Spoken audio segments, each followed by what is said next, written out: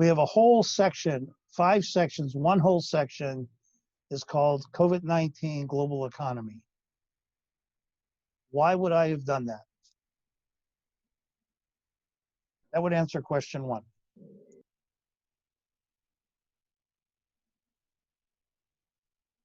In the book, in the textbook, I know we put a couple of charts in there about the largest economies in the world.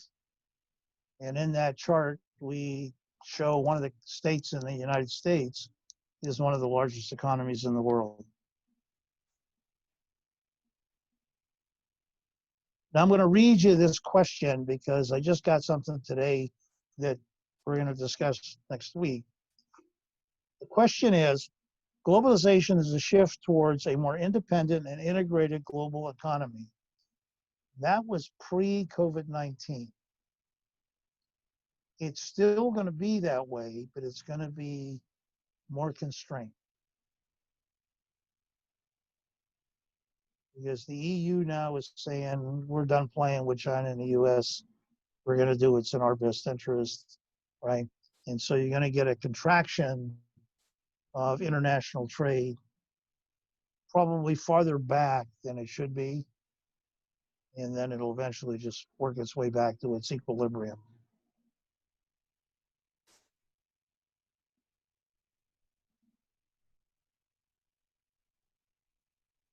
When you're doing business internationally, you can't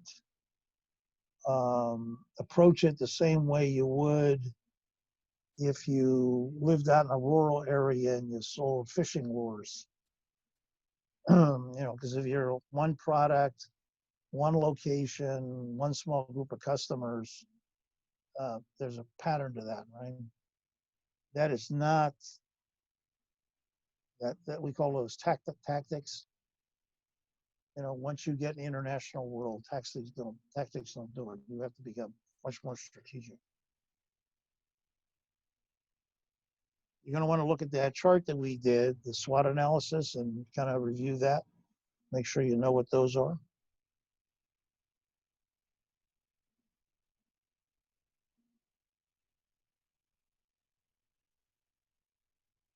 That one's obvious.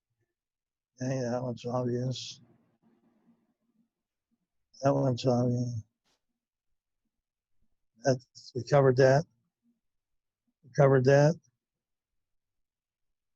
We covered that. Okay. This administration has gone out of their way to try to disguise the relationship of the US and China economically. This idiot from UCI, Peter Navarro, who's advising the White House, keeps saying that the balance of trade with China is terrible. China's going to have to pay. We're going to put trade barriers in and duties, and China's going to have to pay.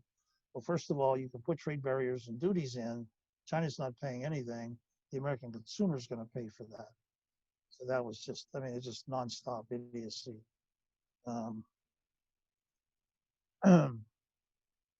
Balance of trade is a strategic thing that you're looking for. And the thing that's important to realize that it's not in isolation. It's worth our while as a country to have a negative balance of trade with a country that allows us to house our military in their country. Okay? So if a country comes along and says, look, we'll let you house your military here and we won't have an army, it's worth it to us to have a negative balance of trade with that country because it's strategic to our best interest. So it shouldn't be looked at in isolation.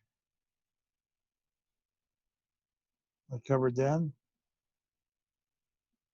I covered that. I covered everything already. So everything on this test was covered tonight.